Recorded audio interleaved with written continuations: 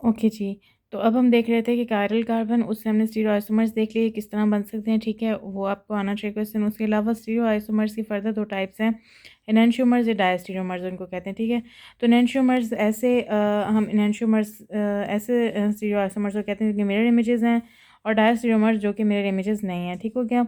तो जो mirror images हैं उनको हम एनेंटियोमर्स कह देते हैं, और उसको हम फर्दर एक्सप्लेन कर रहे हैं कि have identical chemical properties but differ in physical properties. Physical property कौन सी जिसमें डिफर कर रहे थे? Interaction with plane polarise light, क्योंकि इसमें कायरल कार्बन या जिसे हम एसिमेट्रिक कार्बन भी कहते हैं वो प्रेजेंट है। इस वजह से किसी भी कंपाउंड में जब कायरल कार्बन प्रेजेंट होता है उसमें ऑप्टिकल एक्टिविटी आ जाती है, ठीक है?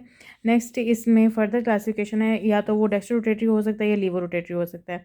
जब भी ऐसा कोई मिक्सचर जिसमें एनेंटियोमर्स प्रेजेंट हैं, वो प्लेन पोलराइज्ड लाइट को या तो राइट की तरफ रोटेट करते हैं या लेफ्ट की तरफ। अगर राइट की तरफ करेंगे that are called dextro rotatory, अगर लेफ्ट की तरफ करेंगे that are called laevo rotatory.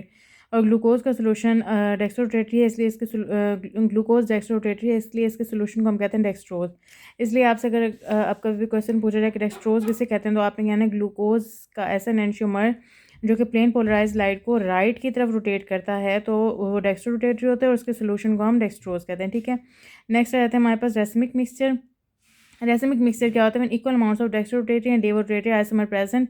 उस मिक्सचर की नो ऑप्टिकल एक्टिविटी, क्योंकि वो दोनों एक दूसरे की ऑप्टिकल एक्टिविटी को कैंसिल कर रहे होते हैं, उसमें कोई ऑप्टिकल एक्टिविटी नहीं होती, इसलिए हम उसको रेसिमिक मिक्सचर कहते हैं।